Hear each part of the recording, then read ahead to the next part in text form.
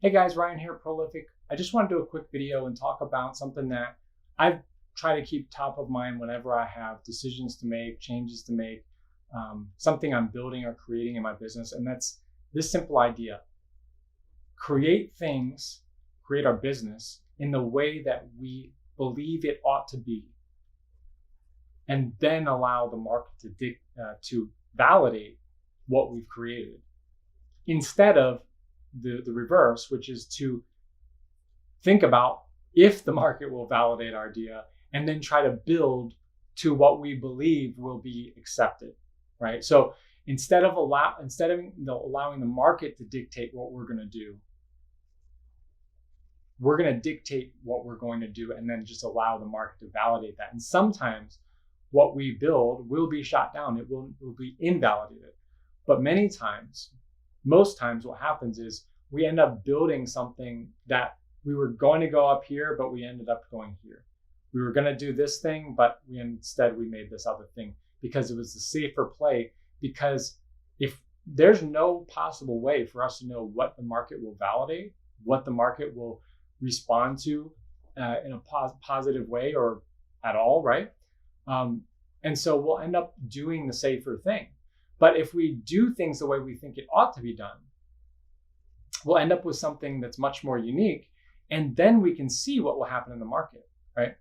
And so instead of trying to guess what's going to happen, we're testing what's going to happen, and it allows us to do some really cool things. I'll give you a couple examples of this. There's a sandwich shop in Chicago that every day that sandwich shop goes to the local bakery and buys bread every morning. And when that bread runs out, they don't sell any more sandwiches. But every day they have a line out the door, and some days they close at 1 o'clock, some days they close at 4 o'clock. It just depends on when is their fresh bread out. But they refuse to alter how they do that, because this is the way that they believe that they're delivering the best version of what they can. And so that's how they do it without compromise. And although that idea at first might sound, if you went the wrong way with this, you would say, well, what would customers like most? Will customers be upset if they come to our store at 4 p.m. and we're closed? You start thinking through all the reasons why this won't work. But if you just say, this is the best way that we can do things, and you do that and see what happens, this is where there's so many variables that it's impossible to understand before making the choice to stand on this thing that you believe is the right way to do it. It's impossible to know what's going to happen. But by doing it and allowing the market to see what happens, you'll see that you get the lines out the door instead of all the negative stuff that you thought about, right? Or how about raising prices? I've heard many people say, I couldn't raise prices because I didn't want to deal with all the bad stuff. And then they doubled their prices, and guess what?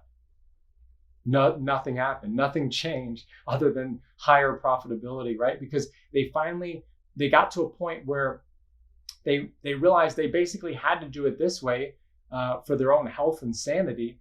And it got to a point where it's like, all right, I'm just going to do that thing, and I'll deal with all the aftermath later. And then what happens?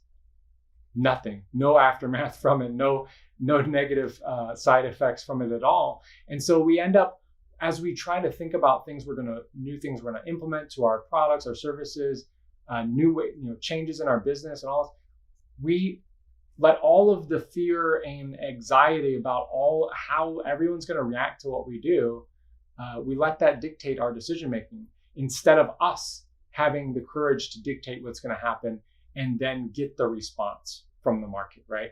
So that's my thought for you today. My encouragement is just, I wanted to encourage you to think of it in this way. Like, next time you have a decision, to think about what's the best way I believe it ought to be done, right? Not what do I think the guy down the street's going to do? What do I think the customer is going to do?